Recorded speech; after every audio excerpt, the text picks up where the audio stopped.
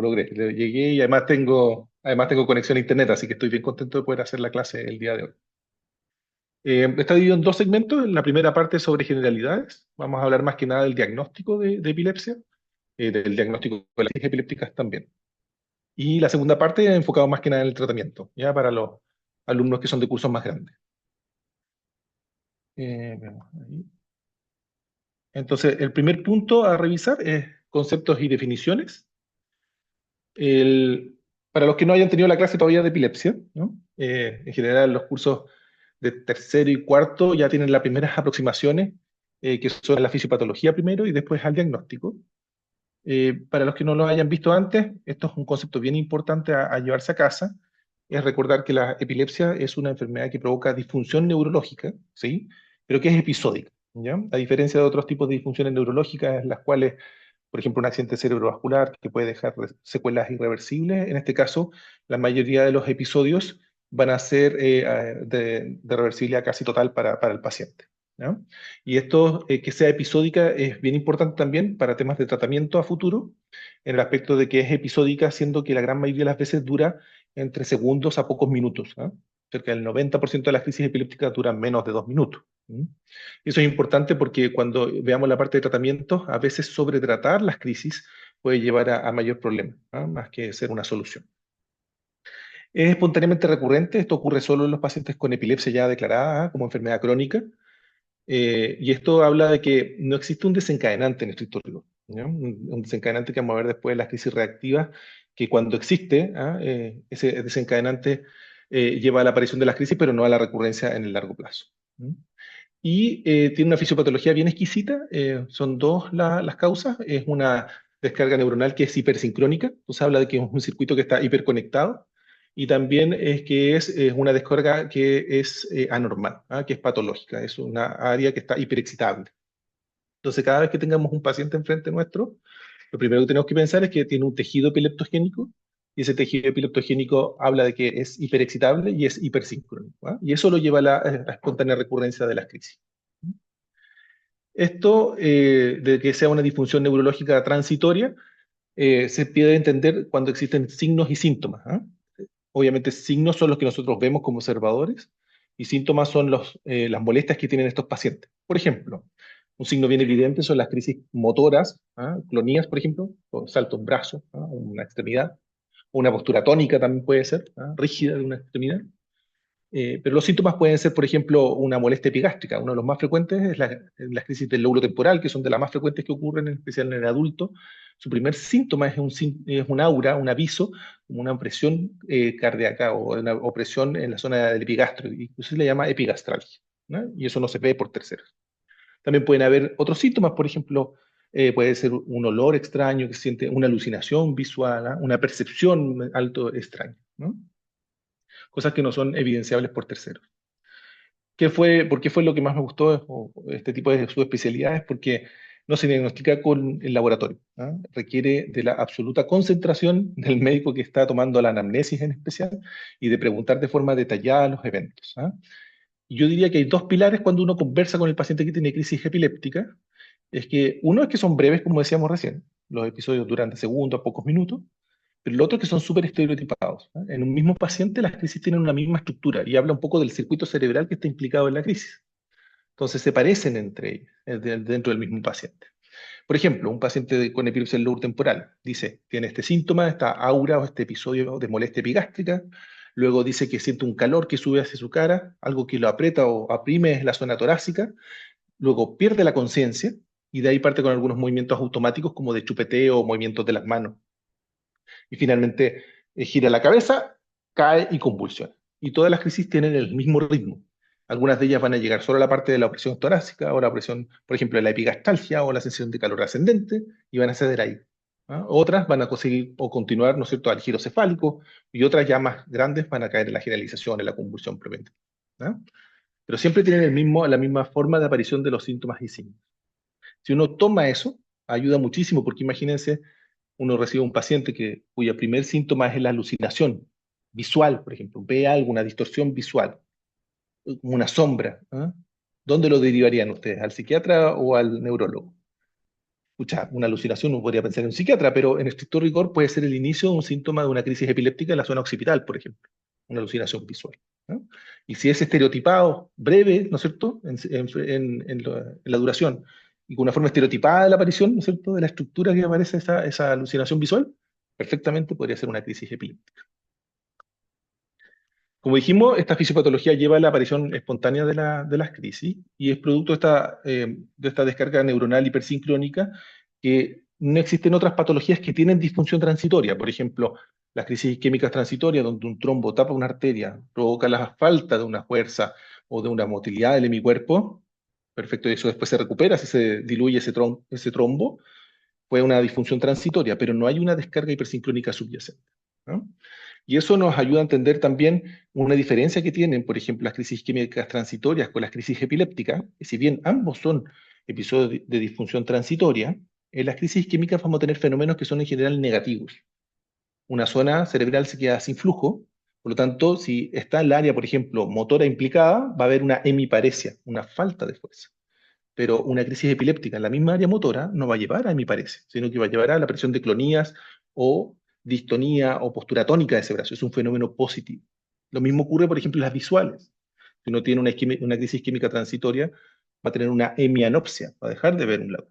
Pero una crisis epiléptica va a tener un fenómeno visual positivo. Luces, distorsión visual, etc. ¿No? Entonces, lo que hablamos aquí es que generalmente las crisis químicas transitorias, sus síntomas son negativos y en las crisis epilépticas son positivos, ¿no? También los síncopes o los trastornos del movimiento pueden llevar a la aparición de trastornos que llevan a una disfunción transitoria, por ejemplo, el temblor, ¿ah? Una enfermedad de Parkinson, etcétera. Pero no hay una hipersincronía y tampoco una descarga hiperexcitable, ¿ah? Sino que una disfunción en la unión de varios núcleos cerebrales. Hay que distinguirlas rápidamente, ¿no es cierto?, las crisis epilépticas por epilepsia, que es una enfermedad crónica recurrente, ¿no es cierto?, de las que son las crisis epilépticas reactivas y que son debidas a un desencadenante agudo inmediato. Yo siempre doy este ejemplo en clases, que imagínense, yo voy saliendo de Marcoleta, en la salida de la universidad, y me cae un ladrillo en la cabeza. Caigo al piso por el golpe del ladrillo en la cabeza y convulsiono. En estricto rigor no tengo epilepsia, ¿eh? Hay un desencadenante inmediato que es ese ladrillo, ¿no es cierto?, el TEC, el traumatismo encefalocraniano, que llevó a la aparición de esa crisis, ¿no? La diferencia es que los pacientes con epilepsia no tienen ese desencadenante agudo inmediato que lleva a la aparición de las crisis, ¿no? Y es súper lógico pensarlo, igual que lo que ocurre, por ejemplo, en los pacientes que tienen algún tipo de noxa en el aparato cardíaco, ¿no es cierto?, que es un órgano electromecánico, ¿ah? Que aparezcan, ¿no es cierto?, al igual que el cerebro, ¿no es cierto?, es un órgano puramente eléctrico casi, ¿ah? Imagínense si son sometidos a distintas noxas, ¿ah? Por ejemplo, infartos que son isquemia, o alteraciones metabólicas, el uso de drogas, infecciones, etcétera, que afectan a este corazón, van a llevar a la aparición de arritmias cardíacas, ¿no es cierto? Y por eso se monitorizan los pacientes que tienen algún tipo de patología cardíaca, monitorizan electrocardiográficamente. Lo mismo ocurre en un órgano que es puramente eléctrico, ¿no es cierto? Si lo sometemos a isquemia, alteraciones metabólicas, drogas, ¿no es cierto?, infecciones del sistema nervioso central, van a llevar a la aparición de arritmias cerebrales. No le decimos nosotros arritmias cerebrales, le decimos crisis epilépticas y en este caso serían reactivas a todos estos desencadenantes. Incluso eléctricamente se parecen un poquito, son esas puntas que aparecen ahí en el corazón, esas puntas que están ahí en el cerebro. Ahora, hay varios posibles desencadenantes, hay historias para cada una de ellas, ¿eh? Algunas bastante entretenidas, otras un poco difíciles, ¿no es cierto? Por ejemplo, yo siempre cuento esta historia que dice, el uso de fármacos proconvulsivantes. Y yo cuento la historia de una alumna que una vez llegó a hospitalizarse por una crisis epiléptica al hospital. No había no había ninguna causa que pudiéramos saber por qué ocurrió eso. Ah, tenía imágenes cerebrales normales, electroencefalogramas normales, exámenes de sangre normales, y había tenido esta primera crisis, ¿no? Y al momento de preguntarle un poco más dirigidamente, ella decidió contarnos que estaba cursando una depresión bien severa, no le había querido contar a nadie, le contó a su mejor amiga, y ella está en tratamiento con un antidepresivo bien potente que se llama bupropión. Y como su amiga la notó muy deprimida, le dijo, ¿sabes qué? En vez de tomarte uno, deberías tomarte dos bupropiones, ¿ah? Y tuvo una crisis a las pocas horas de haber utilizado el medicamento. Y es así, algunos fármacos pueden ser proconvulsivantes. Uno de ellos es un antidepresivo que se llama, por ejemplo, bupropión, ¿ah? Otros antidepresivos también pueden llevar a la aparición de crisis y en general hay que usarlos con mucho cuidado en los pacientes que ya tienen epilepsia declarada. Y otros fármacos que pueden ser proconvulsivantes son algunos antibióticos, ¿no? No todos, ¿ah? Los pacientes con epilepsia pueden usar antibióticos, pero hay algunos que hay que tener cuidado. Por ejemplo, los más típicos son la penicilina G, ¿no es cierto? Pueden llevar a aparición de crisis. También, por ejemplo, el uso de ciprofloxacino, ¿ah? Y en el hospital, en general, los carbapenémicos, siendo el más importante el imipenem. También los antipsicóticos, ¿ah? Los antipsicóticos producen descargas epilépticas en los pacientes incluso que son sanos, que no tienen epilepsia de base, ¿ah? Esa es una de las formas que produce la disminución de la psicosis, la aparición de estas descargas. Por lo tanto, si se usan en dosis muy altas, por ejemplo, pueden llevar a la aparición de crisis propiamente tal. También está la privación de fármacos anticonvulsivantes. Algunos no son necesariamente utilizados para disminuir crisis o abordir la aparición de crisis. Ejemplos nos dieron la pandemia, por ejemplo, cuando súbitamente se quedó sin la administración de medicamentos gran parte de la población, en especial de atención primaria. El clonazepam, que se distribuía para, muchas de las abuelitas lo usan para dormir, por ejemplo, súbitamente se dejó de repartir y hubo una privación ahí de benzodiazepinas, como el clonazepam, y llevó a la aparición de crisis. O medicamentos que se ocupan para el dolor, que súbitamente se suspenden. A mí me ha pasado más de una vez, pacientes con dolor crónico y usan pregabalina o gabapentina en altas dosis, y súbitamente se las suspende y se los cambian por otro, ¿no? Y pueden tener crisis reactivas a esa suspensión. Las drogas ilícitas, qué decir, ¿no? Obviamente los simpaticomiméticos, etcétera, cocaína, LSD, etcétera, éxtasis, pueden llevar a aparición de crisis por hiperestimulación cerebral. Y la privación etílica es bien interesante porque la privación etílica debe ser, sin duda, la crisis reactiva más frecuente que tenemos en nuestro país, ¿no? El alcoholismo crónico lleva a un estado GABAérgico bien importante. Acuérdense que el neurotransmisor inhibitorio del cerebro más importante es el GABA, ¿no? Y el alcohol aumenta la secreción de GABA en el cerebro, por eso se lentece el cerebro al utilizar el alcohol. Y si uno súbitamente lo suspende, por ejemplo, un alcohólico crónico que deja de beber alcohol por una gastroenteritis, etcétera, puede aparecer crisis epiléptica por la suspensión. Y así hay otros, ¿ah? Por ejemplo, la hiperglicemia, la hipocalcemia, la hiponatremia en especial. Fíjense que no puse la hipernatremia, porque es muy raro que la hipernatremia produzca crisis, más que nada la hiponatremia. Alteraciones metabólicas, también la privación de sueño muy sostenida, ¿ah? Puede llevar a la presión de crisis. Si bien es un desencadenante débil, puede ocurrir, ¿ah? Y la fiebre puede ocurrir principalmente en niños, ¿ah? No ocurre en el adulto, la aparición de crisis reactivas por fiebre. Si un adulto tiene fiebre y tiene una crisis epiléptica, probablemente una meningitis, una meningoencefalitis, ¿ah? Solo en los niños ocurre como un desencadenante de crisis reactiva a la fiebre. Y bueno, así como la privación etílica es la causa más frecuente en los pacientes adultos de crisis reactiva, bueno, en el niño es la fiebre, ¿ah? Por lejos, lejos, lejos la crisis febril. La epidemiología es bien sencilla. Es una enfermedad que afecta mucho más a los abuelitos, a los viejos, ¿ah? Por el daño cerebral que se va acumulando durante la vida, y a los niños en segundo lugar, los niños pequeños, ¿ah? Y es en ese orden. Hay varios estudios que muestran que las incidencias más altas van apareciendo después de los 60, 70 años, y esto va acompañado del aumento de la tasa de enfermedad cerebrovascular, ¿ah? Y de demencias. Si uno ve una curva, en J, como les decía, hay una mayor incidencia al comienzo de la vida, ¿no? Después baja y después vuelve a aumentar por la cantidad de lesiones que pueden ocurrir en el cerebro por los años, ¿no? Y por eso hay una incidencia mayor sobre los 60 años. ¿Cuál es el riesgo en términos de prevalencia, ¿no es cierto? Decimos en general que la aparición de crisis epiléptica de cualquier tipo, ya sea por epilepsia o por crisis reactiva, febril, privación etílica, factores desencadenantes puestos, todo, etcétera, llega a ser del 10%. ¿Ah? Así que es súper frecuente. Por eso es tan importante que todos los que están aquí, que van a ser médicos, la gran mayoría, ¿no es cierto?, sepa cómo manejarla. ¿Ah? Por eso la segunda parte habla de cómo tratar las crisis epilépticas, ya sea de epilepsia como enfermedad crónica o que sea reactiva. Y con respecto a la epilepsia ya como enfermedad crónica, en nuestro país del 0,5 al 1% de la prevalencia. ¿Ah? No es tan alta, ¿ah? Y es mucho más alta en los países que son subdesarrollados, que llega a ser del 3%. Y eso es porque no hay políticas de cuidado del encéfalo. Por ejemplo, el parto en domicilio es un factor de riesgo con la asfixia perinatal, ¿no es cierto? Las lesiones que pueden quedar de ella, o las infecciones del sistema nervioso central, que son muy frecuentes en países, por ejemplo, o en continentes como es África, ¿ah? O la India, ¿ah? Donde tienen incidencias mucho mayores, ¿ah? Por las lesiones cerebrales que se observan por esas dos patologías, ¿ah? La asfixia perinatal en especial, o la tasa de infecciones del sistema nervioso central, que son súper reversibles, ¿ah? Que uno va viendo que eso va disminuyendo en los países que son desarrollados.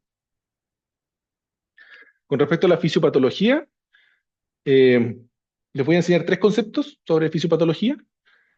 Ninguno de ellos tiene que ver el potencial de acción, ¿eh? Yo siempre lo pongo porque a mí me dice, epilepsia, ¿no es cierto? Las descargas epilépticas, pueden aparecer descargas del cerebro, ya. La descarga más frecuente que uno ve en el encéfalo son los potenciales de acción, y que funcionan para poder hacer la comunicación entre dos neuronas, ¿no? Pero no tienen que ver en estricto rigor con las descargas epilépticas que nosotros vamos a ver en esta patología. En especial se utiliza esto, el potencial de acción, y ustedes lo conocen muy bien, ¿no es cierto?, con el cambio de los dos iones que son los más importantes, que son el sodio y el potasio, ¿no es cierto? La pobre sodio-potasio ATPase que la tiene que volver a poner en norma, ¿no es cierto?, a los electrolitos en un axón, no tiene mucho que ver, en estricto rigor, con los potenciales postsinápticos. Y estos son los más relevantes en la epilepsia. De los potenciales postsinápticos, los dos más importantes son los excitatorios, que depolarizan la membrana, que son los de glutamato, y por otra parte están los inhibitorios, que son los GABAérgicos, ¿ya? Entonces, una membrana celular de una neurona va a moverse, ¿ah?, según los potenciales que vaya recibiendo. Si su cerebro está más cargado, por así decirlo, a la parte excitatoria, ¿ah?, va a estar más cercano al potencial umbral, ¿ah? Y eso hace más probable la aparición de un potencial de acción. Y vamos a ver que incluso las neuronas epilépticas está tan cercano al potencial de depolarización que incluso puede llevar a la aparición de múltiples potenciales de acción, ¿no? Por lo tanto, lo más importante para nosotros aquí van a ser los potenciales postsinápticos, siendo los excitatorios los de glutamato y los inhibitorios los de GABA, que están representados en el rojo. ¿Cómo cambian la conformación de la membrana o el potencial de membrana? Estos neurotransmisores lo hacen a través de receptores. En el caso del glutamato existen dos receptores, uno que son ionotrópicos, que funcionan igual que un interruptor de la luz, on-off, ¿ya?, y que son en realidad canales iónicos, unos que modulan o que hacen el paso de calcio o de sodio. Y por otro lado tenemos los que son metabotrópicos, y que esos son mucho más sofisticados, ¿no es cierto?, mucho más difíciles de entender cómo funcionan, pero son en realidad segundos mensajeros, y lo más entretenido es que estos modulan la actividad sináptica, hacen que cambie la conformación de la membrana incluso, ¿ah?, que la membrana misma se vuelva más excitable o menos excitable en el largo plazo. Y funcionan como los dimmer o dimer de la luz, que uno puede subir la intensidad o bajar. Todo esto, ambos tipos de receptores, son modulables, ¿no?, por distintos compuestos. Puede ser glicina, poliamina, zinc, redox. Pueden hacer que funcionen más rápido o funcionen más lento incluso. Después tenemos como otra contraparte los receptores GABAérgicos, ¿ah?, que son inhibitorios. Tenemos los GABA, que son postsinápticos y que son en realidad un canal de cloro, como el que está ahí en el dibujo. Y el GABA B, que es presináptico, funciona como un autorreceptor y modula en especial las corrientes que son de potasio, ¿no? Son distintas las corrientes entre los dos tipos de GABA. Una de las más importantes para nosotros va a ser el GABA A, ¿ya? Y aquí viene un ejemplo de fisiopatología. Si uno entiende bien que el punto central son los potenciales postsinápticos, ¿ah?, va a entender que la primera forma de aparición de crisis epiléptica va a ser un desbalance, ¿no?, un desbalance entre los dos. Por ejemplo, el ejemplo más clásico que yo siempre cuento es mi perro, que se llamaba César. César, cuando yo llegaba de la universidad, yo vivía en Pirque en ese tiempo, llegaba y era muy entretenido porque César siempre me venía a saludar a la entrada de la casa. Y un día lo vi particularmente feliz, muy contento de llegar, demasiado contento. Saltaba demasiado. Y en realidad lo que le estaba pasando a César es que estaba convulsionando. Incluso sus músculos se movían de forma extraña. Y ahí me contó después, porque justo tenía a mi vecino, era veterinario, entonces vamos, se lo llevamos al César y dice, está convulsionando. Y lo que pasa es que el César estaba envenenado, ¿ah? Y el veneno que más se utiliza para matar a los perritos en general, uno que se llama estricnina. Y la estricnina es un potente bloqueador de los canales GABAérgicos, ¿ah?, en este caso. Por lo tanto, el sistema completamente quedó desbalanceado. Hubo una inhibición muy importante del sistema inhibitorio GABAérgico cerebral. Por lo tanto, queda hiperfuncionando, ¿no es cierto?, el glutamatérgico. ¿Cómo se trata esto? Bueno, uno es ponerle un antídoto. Si funcionamos o si hacemos que funcione mejor los receptores GABA, obviamente una de las sustancias que hace que funcione mucho más rápido o mucho más de forma potente son las benzodiazepinas. Y que ahí vamos a ver en la clase de tratamiento que son el pilar inicial del tratamiento de cualquier crisis, ¿ya? En ese caso le pusimos benzodiazepinas al César, unas ampollas de lorazepam en su momento, se le pone en el lomo, ¿ah? Yo ahí aprendí que a los perritos no es necesario ponerles vía venosa, ¿ah? Se le puede poner directamente en el subcutáneo, como lo tienen tan hiperlaxo, así que lo pueden absorber de buena manera. Y además mucho suero, ¿ah?, para que eliminara el veneno. Y se salvó, ¿ah? Se salvó bastante bien. Entonces tenemos un primer ejemplo de cómo son la presión de crisis a través del desbalance excitatorio-inhibitorio, en la cual la inhibición está disminuida, bloqueada, ¿no?, por este veneno que era la estricnina. también se puede provocar por el aumento de la parte excitatoria, ¿ya? O sea, aumentar la cantidad de glutamato que se encuentra en la sinapsis. Y para eso tenemos otro ejemplo, que es el siguiente. El glutamato no es producido por las neuronas, es producido por el astrocito, ¿ya? Y el astrocito lo que hace es entregarlo a la neurona para que se utilice en el espacio sináptico. ¿Mm? Entonces, si disfunciona el astrocito, hay una falla importante del glutamato que se recaptura de la sinapsis y queda acumulado en la sinapsis. Una forma de que fallen los astrocitos es con las enfermedades metabólicas. En general, por ejemplo, se ve en la falla hepática, en la falla renal, etc. La mayoría de las sustancias que depuran estos órganos, como por ejemplo el amonio, cuando hay falla hepática, provoca una disfunción del astrocito bien importante, incluso se ponen edematosos. Incluso los pacientes con falla hepática aguda, por ejemplo, fallecen por edema cerebral, porque se edematizan los astrocitos, ¿no? Y entonces una de las primeras manifestaciones son la aparición de crisis epiléptica porque el glutamato que está en la sinapsis no es reabsorbido por el astrocito. Por lo tanto, mantiene la estimulación en esa zona de la sinapsis y lleva a la aparición de crisis epiléptica. Y ese es otro tipo de desbalance que hay, aquí con la excitación aumentada. Y así, todos los ejemplos que yo les puse, por ejemplo, ahí de los factores posibles desencadenantes, tienen una fisiopatología muy similar al desbalance excitatorio inhibitorio. Este diagrama yo siempre lo pongo, siempre digo el mismo chiste, ¿no? Pero este fue un regalo del doctor Godoy, ¿no? Fue premiado por la trayectoria académica de este año de la universidad, y me dejó este hermoso dibujo en Paint, ¿no? En el cual muestra esta X, y que representa, por ejemplo, los antibióticos, ¿no? Por ejemplo, las penicilinas que les contaba recién. También son bloqueadores GABA, ¿no? Y por eso llevan a la aparición de crisis, muy similar a lo que pasaba con el veneno de la estricnina que provocó la crisis en el César.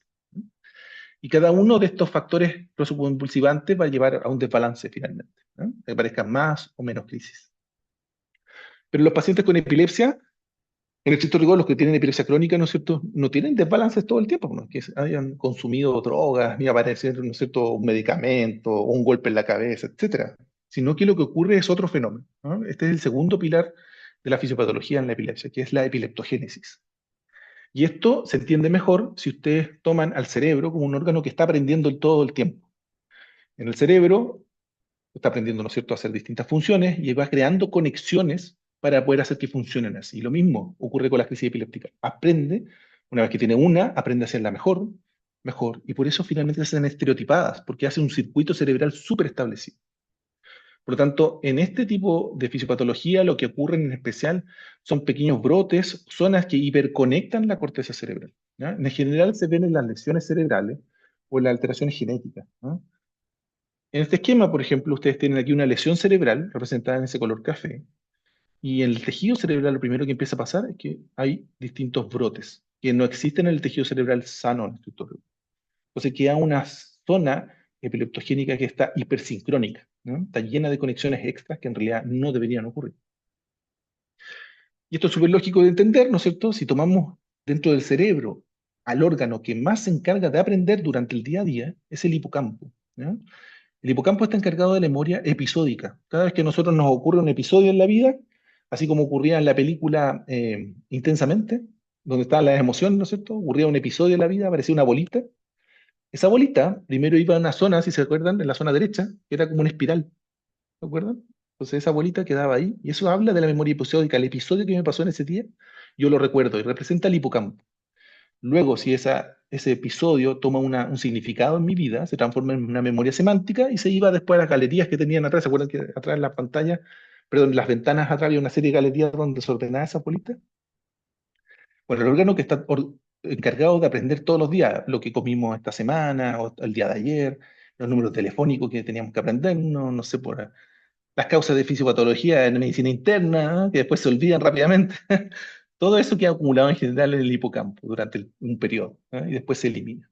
Entonces, fíjense cómo se daña el hipocampo en la epilepsia, donde pasamos de tener una conexión única, bien bonita, entre esta que se llama células granulares y las células de la cresta de Amón, que es única, perfecta. Fíjense el embrollo que queda aquí, ¿no? Todo desordenado, hiperconectado, etcétera, ¿no? Por eso, la epilepsia más común que ustedes van a tener en el adulto, cerca del 60 o 70% de las veces, va a ser del lóbulo temporal, en especial que involucra las estructuras mesiales, que son el hipocampo. Como les decía, en general hay dos caldos de cultivo, por así decirlo, para la formación de circuitos epileptogénicos. que son las malformaciones del desarrollo de la corteza. Recuerden que las neuronas cerebrales no están en la corteza cuando nosotros somos embrión, sino que migran desde los ventrículos hacia la corteza cerebral. En este caso hay una falla en la migración, fíjense todo esto gris, con puros neuronas que quedan a mitad de camino. ¿Mm? E incluso esta, fíjense aquí, quedó con doble corteza. Hay una corteza en la superficie y otra más profunda. Y esa segunda corteza habla de millones de conexiones que quedaron mal hechas, y hiperconectadas y todo. También ocurren las mutaciones genéticas, ¿no? Donde hay una alteración en la mayoría de los canales iónicos que nosotros hemos conversado hasta ahora, por ejemplo, los de sodio, los de potasio, etcétera, y que llevan también a la aparición de estos brotes anormales. Tanto el desbalance como la epileptogénesis con la formación de los brotes y todo lo demás que hiperconectan el tejido, nos explican la parte hiperexcitable, ¿no? Y esto es porque la parte hiperexcitable es entendida en la epilepsia porque aparece un potencial que es anormal, un potencial eléctrico que es anormal. Este potencial eléctrico solo se ve en neuronas que son epilépticas, ¿no? Que son epilépticas de epilépticos crónicos, ¿no? Y este potencial depolarizante paroxístico que se llama es una falla global en todos los sistemas que hemos conversado, que son de los receptores de AMPA, NMDA, los canales de sodio, calcio, potasio, los receptores GABA y los canales de cloro. ¿Ah? Hay una falla globalizada en el funcionamiento de todos ellos. ¿Y qué es lo que producen de forma común? Todavía no entendemos muy bien por qué se produce en estricto rigor, ¿ah? Pero sabemos que existe esa alteración. Lo que sí, todo lleva a la aparición de este potencial, que es un potencial depolarizante muy largo, ¿ah? Una hiperdepolarización, por así llamarla, de una duración de 50 a 200 milisegundos, que es extremadamente larga. ¿Mm? Y sobre ella, más encima, ocurren múltiples potenciales de acción, no solo uno, miles a veces. Y luego de eso termina con una zona que hiperpolariza después, ¿ah? La neurona, una hiperpolarización posterior. Esto es tan grande el cambio eléctrico que ocurre, ¿ah? Que es visible, por ejemplo, con los electroencefalogramas. Estos exámenes en los cuales nosotros colocamos un electrodo para ver los cambios de potencial que existen en la membrana de grandes zonas cerebrales, ¿ah? Y que aparece aquí dibujado como una espiga onda lenta, ¿no? Y esa es la representación visual de este cambio de la actividad eléctrica cerebral. Es tan potente, como les decía, que es visible fuera del cráneo y es tan patológica y tan significativa o tan distintiva de las neuronas que tienen epilepsia, que es el símbolo de la Liga Internacional contra la Epilepsia, ¿no? Este Spiga Ondalen. Entonces, los pacientes con epilepsia, en estricto rigor, viven en tres estados, ¿no? Viven en estado normal, con actividad eléctrica cerebral normal, en la cual están vigiles o dormidos, ¿no? O están en estos estados que se llaman de crisis, ¿de acuerdo? Donde la actividad epiléptica se propaga por la corteza cerebral, o está en este otro estado que se llama interictal o intercrisis, en la cual solo hay pequeños cortocircuitos, que son estos potenciales depolarizantes paroxísticos, ¿no? Esto es lo más frecuente a encontrar en los electroencefalogramas, los potenciales depolarizantes paroxísticos, estos pequeños cortocircuitos, le llamamos actividad interictal o intercrisis. Ahora, ¿por qué esta actividad que tenemos aquí, estos potenciales, se transforman después en una crisis epiléptica? No lo entendemos muy bien, pero se cree principalmente en que se pierde la capacidad que tiene el tejido cerebral de contener la descarga.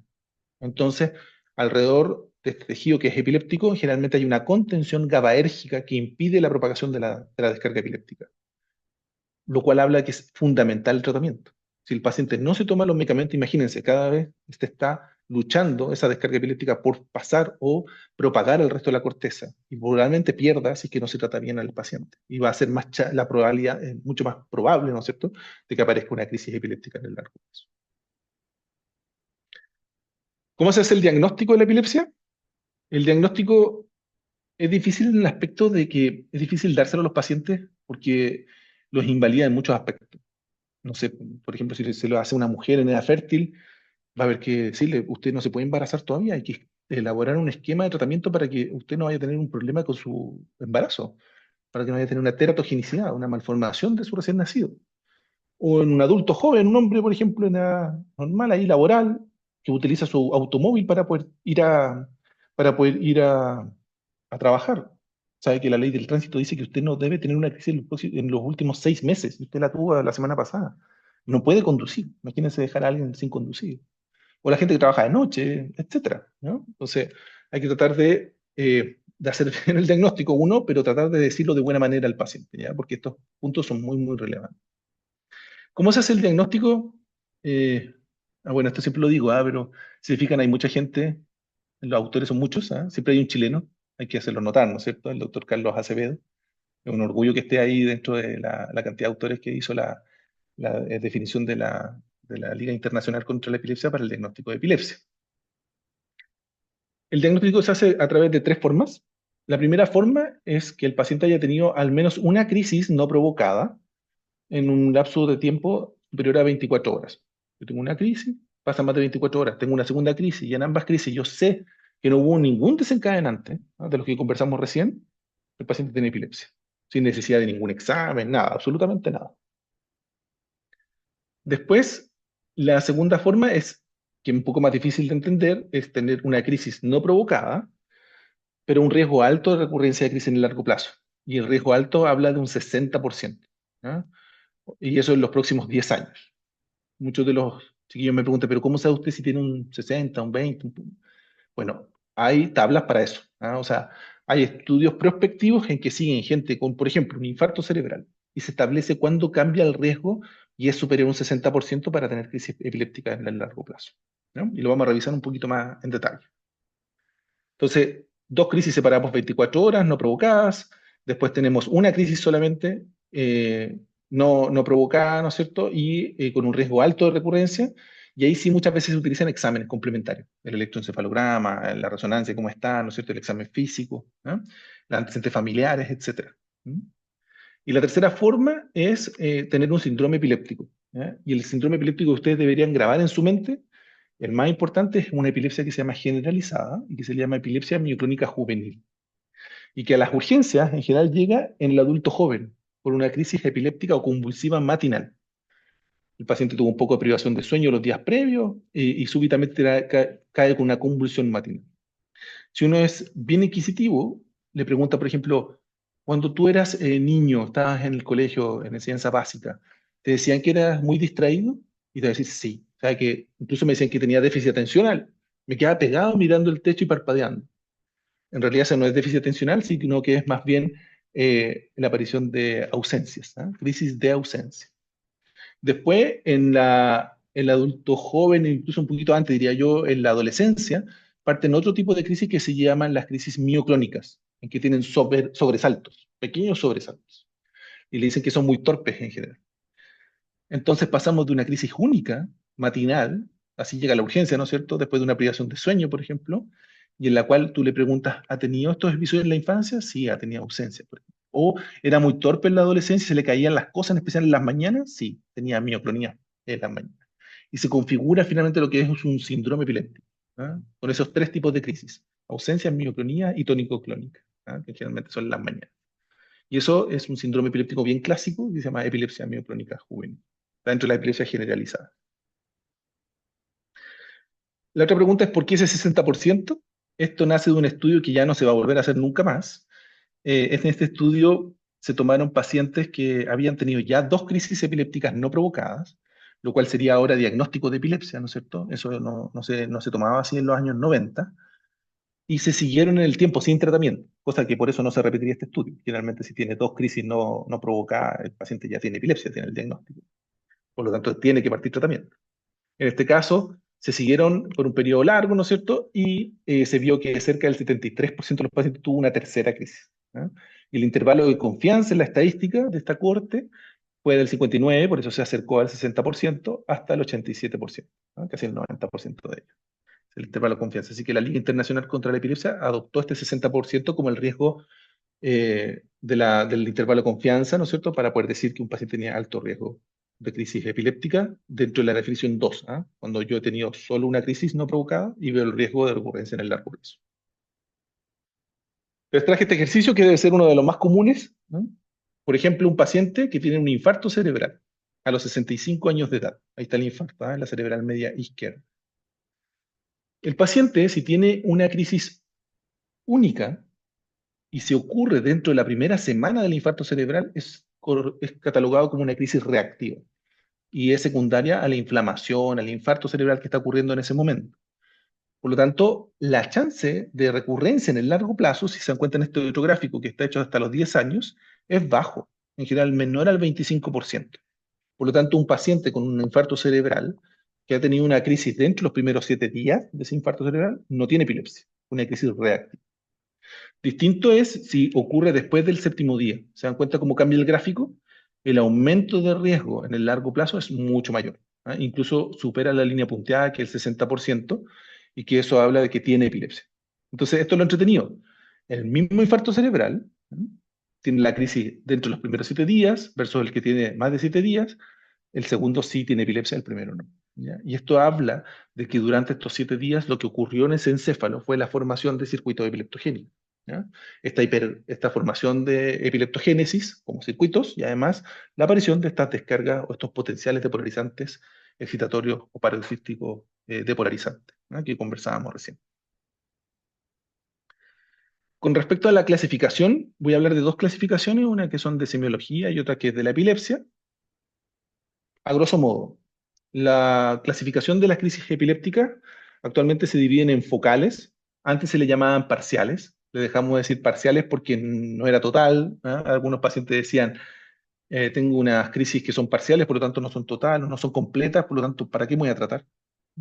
Entonces se cambió esa definición por focal, ¿ah? Y focal habla de que un foco, ¿no es cierto?, propaga hacia el resto del encéfalo, ¿no?, esta actividad epiléptica, ¿no? Incluso puede llevar a una generalización secundaria, o sea, involucra todo el encéfalo, pero de forma secundaria, después de haber partido en ese foco.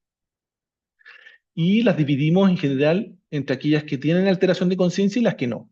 ¿No? Antiguamente a las que no tenían alteración de conciencia les llamábamos simples, pero dejamos de decir simples porque imagínense, antes le decíamos, usted tiene unas crisis que son parciales simples. O sea, no son totales, más encima son simples. ¿Para qué voy a tomar una pastilla todos los días o 2 veces al día para curar, para tratarme esta cuestión? Entonces se cambió eso y se dicen sin alteración de conciencia, ¿no? Y la otra también iba en la contraparte, uno le sabe que usted tiene crisis compleja, ¿no?, cuando hay alteración de conciencia. Oh, son complejas, los pacientes se ponían súper tristes porque tenían una epilepsia muy compleja, ¿no? O sea, en escritorio decimos con compromiso de la conciencia, nada más. Después están las crisis que son primariamente generalizadas y en la cual toda la corteza cerebral se sincroniza simultáneamente. Y eso lo hace porque la descarga epiléptica sincroniza con una estructura que es el tálamo. El tálamo tiene que recordarlo como estructura cerebral, que es la que sincroniza la corteza y funciona igual que una operadora de las radios, de los teléfonos que existían antes. Cuando decían, aló, operadora, por favor comuníqueme con tal lugar. Perfecto, para eso sirve el tálamo. Por ejemplo, lo más típico es que la sustancia reticular ascendente del tronco le avisa al tálamo, le dice, tálamo, ¿estamos despiertos? Espero que la mayoría esté despierto en esta clase, ¿ah? O sea, que su tálamo está activando la corteza cerebral, ¿ah? Y ese mismo enlace, ese mismo tipo de circuito es la que utilizan las crisis generalizadas, talámico-corticales, que sincronizan simultáneamente la corteza. Entonces, las crisis epilépticas decimos que se dividen en focales y en generalizadas. Dentro de las generalizadas, las dividimos en en 5 tipos. Están las tónico-clónicas generalizadas, antiguamente se les llamaba gran mal. Las ausencias, bueno, esta es la primera, es la típica de los videos, ¿ah?, que se caen al piso y convulsionan. Las ausencias son estas que se quedan pegados los chiquititos en general, con un parpadeo extraño, ¿ah? Antiguamente se le llamaba petit mal. Las mioclónicas son estos pequeños sobresaltos, que conversábamos delante de la epilepsia mioclónica juvenil.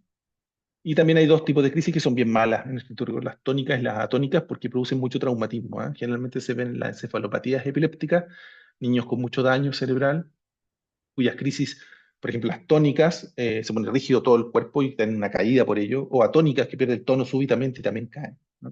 Siendo uno de los síndromes más clásicos para este tipo de crisis, los síndromes del Lennox-Gastaut, ¿no? Lo describieron Lennox-Gastaut en los niñitos con epilepsias catastrofales y que se dieron cuenta que todos tenían una cicatriz en la frente. Y era porque como jugaban en las cunas, ¿no?, en ese tiempo de madera, ahí en Francia, de pronto tenían súbitamente la crisis atónica, se pegaban en la cabeza, ¿no?, y tenían toda esta cicatriz, ¿no? Y ahí se dieron cuenta cuando los miraban de estas crisis atónicas. Esas son las generalizadas, pero las focales son más entretenidas, ¿no es cierto? Porque van a depender del foco, ¿no? Van a depender de la corteza cerebral implicada. Por ejemplo, si uno pinta esta circunvolución, esa es la circunvolución motora primaria, ¿no?, cuya manifestación principal van a ser las clonías. Las clonías, por ejemplo, de una mano, donde está la estructura de la mano aquí, de la hemicara, ¿no?, o de la pierna, si se ve la parte mesial de la corteza motora. Por lo tanto, van a ser las clonías y en segundo lugar también las posturas tónicas. Las cortezas motoras en general dan posturas tónicas tan rígidas, fenómenos positivos. La de acá atrás es la corteza sensitiva primaria, parietal, ascendente también se le llama. En esta corteza sensitiva primaria, la semiología de la crisis va a ser un aura sensitiva, en general una hormigueo, ¿ah? Una molestia, una disestesia o un hormigueo de esa extremidad, ¿no? Dependiendo de la zona de la cortical donde esté involucrado. En ambas, ya sea en la motora o en la sensitiva, tienen un fenómeno que es bien interesante que se llama marcha. ¿No? Y la marcha habla de la estructura o del homúnculo motor. Por ejemplo, pueden partir con una molestia, por ejemplo, si es una crisis motora con clonías de la mano, después toma la muñeca, después toma el codo, después el hombro, y eso es una marcha, ¿no? Marchó desde la zona de la mano hacia el resto del brazo, incluso después puede tomar la pierna, la cara y el hemicuerpo completo, ¿no? Y eso lo describió Jackson, ¿no? Hace varios años ya, y nosotros le llamamos así, con marcha jacksoniana. Esa es para la parte motora y puede ocurrir exactamente lo mismo en la sensitiva, con hormigueo de la mano, después del brazo, del antebrazo, ¿no es cierto? Del brazo, después la pierna, la cara y así en mi cuerpo, ¿no? Marcha jacksoniana. Después tenemos las crisis que son visuales, ¿no? Por ejemplo, aquí la zona occipital, una alucinación visual. Generalmente son sencillas, ¿no? Como movimientos de figura, luces, etc. Y sin duda una de las más extrañas siempre son las del lóbulo temporal. Las del lóbulo temporal hay una distorsión, por ejemplo, una de las más típicas es una distorsión que es, por ejemplo, occipito temporal, en la cual la figura que uno ve, por ejemplo, y la que yo entiendo con el lóbulo temporal, la que veo con el occipital y entiendo con el lóbulo temporal, varía. Y esa es de la película, por ejemplo, Alicia en el País de las Maravillas, ¿no es cierto? Que de pronto siente que las cosas se agrandan súbitamente o se achican súbitamente. Bueno, eso es parte de una crisis epiléptica del lóbulo temporal lateral que comunica hacia el occipital, ¿no? O, por ejemplo, súper extraña, ¿no es cierto? O otras, por ejemplo, que uno siente una alucinación olfatoria, un olor extraño. Generalmente un olor malo, le llamamos cacosmia. Y esas son por la zona temporal anterior, donde está el polo temporal. ¿Mm? O, por ejemplo, también una alucinación auditiva. En la zona más mesial, ¿no es cierto? Viendo aquí el Valle de Silvio, en lo que se llama el opérculo, está el giro angular, ¿ah? O transverso y donde está el área de Heschel, que es el área auditiva primaria. Entonces uno siente un ruido. Generalmente los pacientes dicen que parte la crisis con un ruido como los neumáticos sobre un pavimento. Y ahí parte la crisis, ¿no? Ese es el aura auditiva. O, por ejemplo, aquí está el área del lenguaje, donde está el área de Wernicke. Entonces el paciente súbitamente es una fase, ¿no? O no entiende lo que le están diciendo. Pierde la habilidad o las cualidades del lenguaje. Y así. Generalmente la clasificación de la Liga Internacional contra la Epilepsia las divide ahí en las focales, ¿no es cierto? Las generalizadas y algunas que son de origen desconocido, cuando no entendemos de dónde vienen. Siempre importante, acuérdense siempre en las casos focales, si tiene o no tiene compromiso de la conciencia. Y después si tiene fenómenos motores, ¿no? Esta frase a mí me gusta para las crisis focales. Las manifestaciones son posibles, ¿no es cierto? Todas las manifestaciones posibles son tantas, ¿no es cierto? Como todas las cortezas cerebrales que uno tiene, ¿no? Pueden haber crisis motoras, sensitivas, visuales, auditivas, olfatorias, psíquicas. Yo traté de mostrarle todas las, o contarles de todas, cada una de ellas. Pero también hay algunas que son autonómicas, incluso. Por ejemplo, que le llamo el sentido arácnido, la piloerección. Uno puede tener, de la ínsula en especial, una pequeña piloerección, ¿no? Hacia el brazo, la pierna de un solo lado, de un hemicuerpo, ¿no? Y es una crisis epiléptica en el aparato ahí muy primitivo, que es de la ínsula y el opérculo cerebral, ¿no? Importante, lo que yo le he dicho hasta el minuto, esta aura es solo visible, ¿no es cierto? Es solo evocable en las crisis epilépticas focales, que quizás no tienen aura, no tienen este aviso, ¿no? Y la aura misma ya es una crisis focal sin compromiso de conciencia, ¿no? Que ya está empezando a ocurrir y nos ayuda mucho a localizar el lugar donde parte la crisis. Con respecto al diagnóstico o clasificación de las epilepsias, utilizamos en el pensamiento, ¿no? Utilizamos a las crisis para poder clasificar. Entonces, ya sabemos que un paciente tiene crisis focales o tiene crisis generalizadas, ¿no? O puede tener las dos incluso. Algunas patologías tienen de las dos. Nos permite unir esto, el tipo de crisis, con la etiología, ¿no? Por ejemplo, si es una lesión cerebral, un infarto, un tumor, una lesión cerebral, o si es una alteración genética, ¿no? Infecciosa, metabólica, inmune, etcétera. ¿Mm? Y eso nos va a llevar a hacer el diagnóstico de una epilepsia, ¿no? Por ejemplo, si un paciente tiene solo crisis focales por un tumor cerebral, perfecto, tiene una epilepsia focal estructural. ¿Debido a qué? A un tumor cerebral. O un paciente con la mioclónica juvenil, que dijimos recién, es una epilepsia generalizada. Tiene tres tipos de crisis generalizadas, pero solo generalizadas. Ausencia de mioclonía y tónico clónico. Entonces, es un síndrome que en general es una epilepsia generalizada genética, ¿no? Y ahí podemos incluso dejar o decir que hay un síndrome, ¿no? Como es la epilepsia mioclónica juvenil. Eso lo juntamos con las comorbilidades, ¿no? Generalmente psiquiátricas, por ejemplo, ansiedad, depresión, etc. Dos ejemplos. La esclerosis tuberosa es una enfermedad que produce lesiones o túberes cerebrales. Es una enfermedad genética en el futuro. La falla en una vía de transducción. Entonces, y estos chiquititos tienen epilepsia, o crisis, perdón, crisis epilépticas son focales y generalizadas. Por lo tanto, es una epilepsia mixta, me parecen aquí, o combinada. Esta epilepsia combinada tiene crisis focales y generalizadas. Por lo tanto, esta epilepsia se llama epilepsia combinada estructural, porque provoca estos túberes, pero también genética. Estructural genética. Epilepsia combinada estructural genética. Por complejo esclerosis tuberosa. También está, por ejemplo, la de GLUT1, que es una mutación, es un síndrome genético, ¿de acuerdo?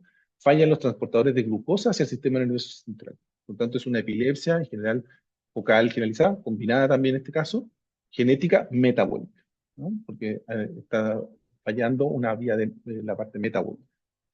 Por cierto, estos niños no se tratan, o sea, perdón, se tratan con dieta cetogénica, ¿no? Las neuronas se alimentan ya sea de glucosa, en este caso no puede transportarse a la glucosa, pero sí pasa al cuerpo cetónico, y eso lo alimentan en serio. Ya sí. Con respecto al diagnóstico y a los estudios complementarios, voy a ser bien empático aquí, lo más importante es la anamnesis. Por lo tanto, hay que preguntarle no solo al paciente, sino que también a todos los testigos. Hay que preguntar por síntomas premonitorios que van a hablar del aura. Y vamos a ver más o menos si es focal o generalizada. Y si es focal, más o menos dónde está la alteración, ¿no? ¿Qué parte del cerebro está alterada? Y siempre preguntar si hay alteración de la conciencia o no, ¿ya? A veces no es completa, ¿eh? A veces no es que falle totalmente el compromiso de conciencia, o la oscuridad de conciencia sea total, sino que puede estar disminuido, ¿ah? Yo siempre les pregunto, es como cuando baja el internet, ¿no es cierto? El wifi, ¿no? Exactamente lo mismo, pasan los datos más lentos. Siempre preguntar por los desencadenantes, porque podemos errar el diagnóstico de una epilepsia y en realidad eran crisis reactivas, ¿no? Y el examen neurológico en general no es un gran contribuyente porque uno puede tener perfectamente una hemiparesia a un lado, pero la crisis partir del tejido sano, ¿no? Que no está muy cerca de la lesión cerebral. El electroencefalograma ayuda, sí, sí, en especial para poder hacer el diagnóstico cuando uno tiene, por ejemplo, una crisis única y quiere ver el riesgo de crisis epiléptica en el largo plazo. Y lo que uno ve en estos casos es si el electro está normal o anormal. Si el electro está normal, no descarta epilepsia, eso es bien importante. Acuérdense que la sensibilidad no es tan alta, ahí la vamos a ver. Y cuando está anormal, ayuda en especial si hay una anormalidad específica, ¿no? La aparición de estas descargas epileptiformes, estos potenciales depolarizantes paroxísticos que se ven en el electroencefalograma. Estas puntas o espigas onda lenta, que pueden ser focales o generalizadas. También se pueden ver zonas de lentitud en el electroencefalograma, pero no son específicas de epilepsia. Puede ser una lesión cerebral o un sector cerebral que funciona más lento, ¿no? Ahora, si uno tiene la suerte, se gana el quino, la lotería, ¿no es cierto? Y aparece una crisis epiléptica en el registro del electroencefalograma, estupendo. Ya da o documenta la naturaleza epiléptica de los episodios. Los hallazgos interictales, o sea, estos potenciales depolarizantes paroxísticos, ocurren en cerca del 20 a 70% de los casos, pero no en el 100%. ¿De acuerdo? Por lo tanto, un electro normal jamás va a descartar epilepsia. Por eso es tan importante la análisis. Y los falsos positivos, o sea, gente que tiene descargas epilépticas y es sana y no tiene epilepsia, es relativamente infrecuente. ¿Ah? Y esto sabemos que ocurre generalmente en cortes de pacientes que, en general hay gente que tiene que hacerse electroencefalogramas de forma obligatoria, generalmente los pilotos aeronáuticos tienen que hacerse electroencefalogramas cada cierto tiempo y ahí se han encontrado algunas cortes que tienen cerca del 1 al 2% de descargas epilépticas sin tener epilepsia. Ahora, si uno lo ve al revés, si uno encuentra tiene una dudosa crisis epiléptica y el encefalograma muestra descargas epileptiformes, el 98% de las veces va a ser epilepsia. Así que ayuda también en el contrasentido. Y obviamente si uno encuentra las crisis, aunque es difícil de obtener, ¿no es cierto?, certifica el diagnóstico. Por eso se han inventado algunas unidades que se llaman de video monitoreo, en las cuales uno registra las crisis. Los pacientes se quedan hospitalizados en esa sala con un electro más el video, eje, y se dejan correr ahí hasta que tengan la crisis. Así uno ayuda a saber que tienen epilepsia, número uno, y de dónde viene o qué tipo es. Este es un electro, este es normal, por ejemplo, aquí se ven los canales, este es un artefacto de cuando uno parpadea, y aquí tenemos el lóbulo temporal, por ejemplo, izquierdo, la zona central, fronto central del lado izquierdo, después tenemos el temporal derecho y el fronto central del lado derecho.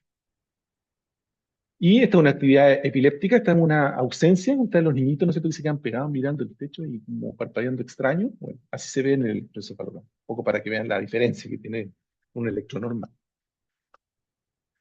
El uso de las neuroimágenes es bien importante. En general se lo hacemos a todas las epilepsias focales para buscar una lesión, ¿no? En especial si hay una lesión tumoral, pues imagínense, esto puede ser el diagnóstico de un tumor cerebral, la aparición de las primeras crisis. Generalmente tratamos de usar tomografías en las situaciones de urgencias y agudas, en especial las urgencias del país, por ejemplo, casi todas tienen tomógrafo, para ver que no hay una hemorragia, un tumor cerebral que se haya complicado, etcétera, etcétera, ¿no? Y después ya en el estudio más prolijo, ¿no es cierto?, en general en ambulatorio, o después en el hospital, cuando ya hay más tiempo para poder resolver esto, o saber las causas, se hace una resonancia magnética. ¿Mm? Hay algunas alteraciones de la corteza cerebral que no se las enseñó mucho en el pregrado y me parece muy importante que las conozcan, en el aspecto que causan epilepsia muy frecuentemente. La corteza del cerebro, en el momento que se desarrolla siendo embrión, puede tener alteraciones, ¿no? Y quedar, por ejemplo, algunos sectores mal formados. Aquí ustedes ven en la zona frontal izquierda como hay un cúmulo neuronal que es totalmente anormal. Entonces, una malformación del desarrollo de la corteza cerebral. Se llaman en general displasias corticales. ¿Mm? O pueden ser súper grandes, muy evidentes, como esta que se llama esquisencefalia, en que las vesículas del cerebro del encéfalo no se unieron y quedaron separadas. Igual que cuando uno dice esquisencefalia, es como esquizofrenia, ¿no es cierto? Esquizofrenia significa pensamiento dividido. Esquisencefalia significa encéfalo dividido, ¿no? Por si acaso. O estas dobles cortezas que les mostré antes cuando uno habla de que las neuronas no llegaron a la corteza donde correspondía y quedaron como a mitad de camino. Incluso forman una doble corteza que está ahí. Eso es muy, muy epileptogénico. Entonces se ven las líneas transmantales, ¿se fijan cómo pasan ahí? Las neuronas como deberían haber llegado hacia la primera corteza, de tipo de alteración.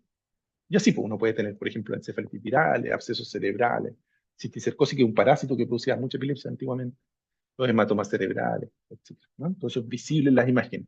Las que están acá arriba son de resonancia y las que están abajo, acá abajo son de escáner, ¿no?, de tomografía. Y para terminar la primera parte, es sobre el estado epiléptico. Dijimos que las crisis epilépticas duran la gran mayoría de las veces menos de 2 minutos, ¿no es cierto?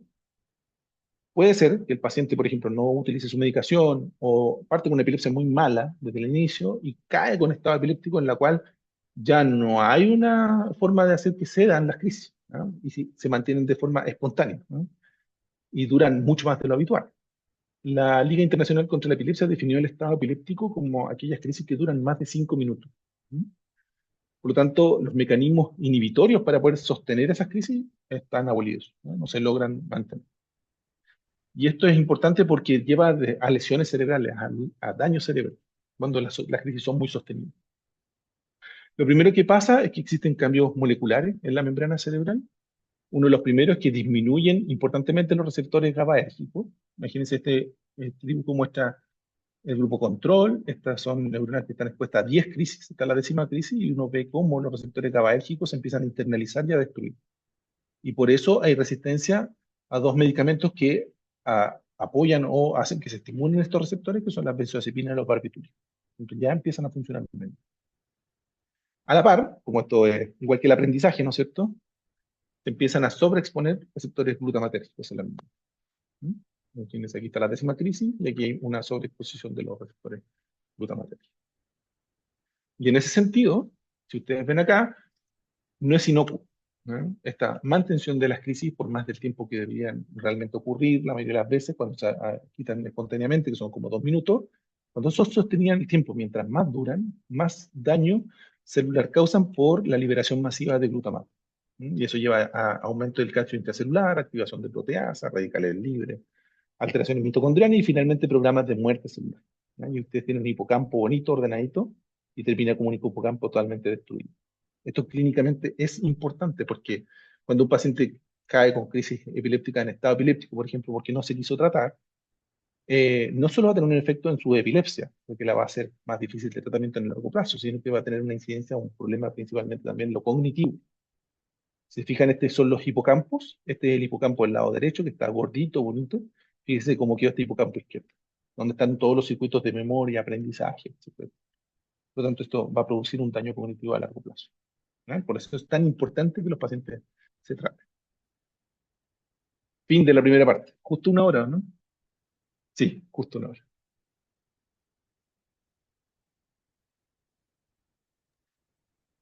Gracias, doctor. Tenemos hartas preguntas, están bien atentos, parece. La primera Bien, si que quieren, tengo es ¿ya? sobre, preguntan si un cambio en el patrón de las crisis sería un motivo de sospecha de otras alteraciones. Por ejemplo, como pasa con la cefalea, que el cambio en el patrón de la cefalea indica una alteración distinta. ¿Es así en la epilepsia? Sí, es inhabitual que cambien de patrón. Esa es la verdad.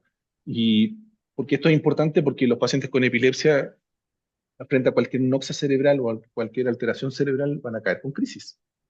Por lo tanto, por ejemplo, a mí me pasó una vez que, más de una vez en realidad, un paciente que tiene epilepsia puede perfectamente tener una meningitis. Entonces llegó con fiebre, llegó con sus crisis un poco más intensas de lo habitual o convulsivas, mucho más de lo que tenía ese paciente antes, un poquito subfebril, y nadie pensó en una meningitis, pensaron que su epilepsia se había descompensado nomás. Y lo típico que le dicen, ah, es que no se estaba tomando los medicamentos.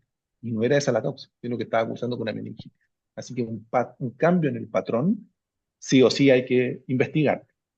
También me pasó, por ejemplo, con otro paciente que tenía crisis del lóbulo temporal izquierdo, clásicas, ¿sí? Siempre era igual, bastante bien controlado y todo, y empezó a tener, de pronto, llegó a la urgencia por crisis que parecían del lado derecho, contralaterales. Y claro, la imagen mostraba que tenía una hemorragia en el temporal del otro lado. Y era el debut de un cavernoma que no se había visto antes. ¿Sí? Así que sí, la respuesta es sí, investiguen.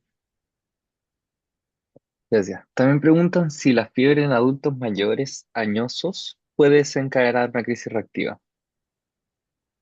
Buena pregunta. Yo creo que sí, pero no se queden con ese concepto, porque si no se les van a pasar todas las, ¿cómo se llama? Las meningitis. ¿Ah? Es verdad que yo he visto casos de itu, colangitis, va a ir acordándome, ¿ah? No sé, abdomen agudo por otras causas, y que han llegado a adultos mayores por convulsiones, ¿ah? Que finalmente eran reactivas al cuadro sistémico infeccioso. Pero sí o sí le hice una punción lumbar igual, por si acaso. Quieren saber también si en atención primaria o urgencia, un contexto particular, ay, se me desapareció el chat. Si llega un paciente con crisis no provocada y no llega a este riesgo de 60%, ¿cuáles son las recomendaciones en el manejo, considerando que no se Ah, puede hacer el diagnóstico propiamente tal de epilepsia? claro. Ya, imaginémonos, no sé, tenía un infarto chiquitito cerebral y está dentro de la primera semana, ¿no es cierto? Fue manejado de forma ambulatoria incluso. Y súper arriesgado, pero bueno, a veces pasa. Ya, y tuvo una crisis, sí, uno podría decir que no tiene epilepsia y manejarlo sin anticonvulsivantes, es real. Hay dos enfrentamientos, creo yo. Uno, cuando hay una crisis reactiva, uno puede dejar anticonvulsivantes hasta el tiempo que